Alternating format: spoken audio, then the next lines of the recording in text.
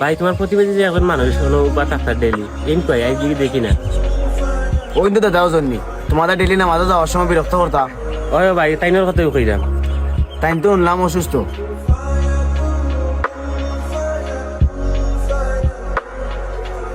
ও ভাই তুমি মুসলমান না নি তো করে ঢুকতে না তোমার।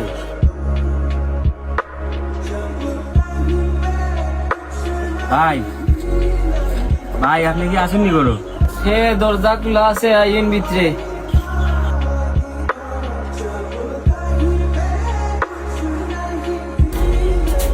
ভাই তোমার কি তুইছে? না ভাই, একটা ধরে খুব অসুস্থ হয়ে গেছি, শরীরটা বেশি সুবিধার লাগে না।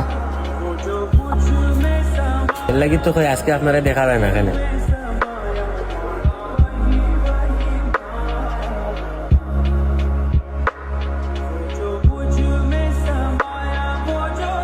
ভাই কোনো ওষুধ নাইনি? ওই ভাই ওষুধ আছে, ওই টেবিলের উপরে, খাওয়ানির মতো কেউ না ভাই। ভাই বুঝুন। আচ্ছা ভাই যাই গিয়ে আমার নামাজের টাইমে গেছে, আবার আমার সময় আপনারা দিকে যাইনি। ভাই আপনার তো আমি ডেইলি নামাজে যাওয়ার সময় বিরক্ত করতাম, কিন্তু আপনি এই আমার সেবা কররা, অন্য কেউ হইলে তো ভাই এই এত তাড়ি দিল না। না ভাই এই কথা কইয়া আপনি শরম দিন না জানো, আমরা মুসলমান মানুষ, আমরা মুসলমান হিসাবে আমরার কর্তব্যই ওটা। ভাই আমি আপনার লগে অনেক অন্যায় করছি ভাই, আপনি আমার মাফ করিয়া দিন ভাই। আপনার মনে আমি বহুত কষ্ট দিছি ভাই, প্রত্যেকটা দিন নামাজে যাওয়ার সময় আপনার গাত পানি মারছি ভাই। না না ভাই এনে মাফ চাই থাকি, এটা আমরা ইমানই দায়িত্ব ভাই।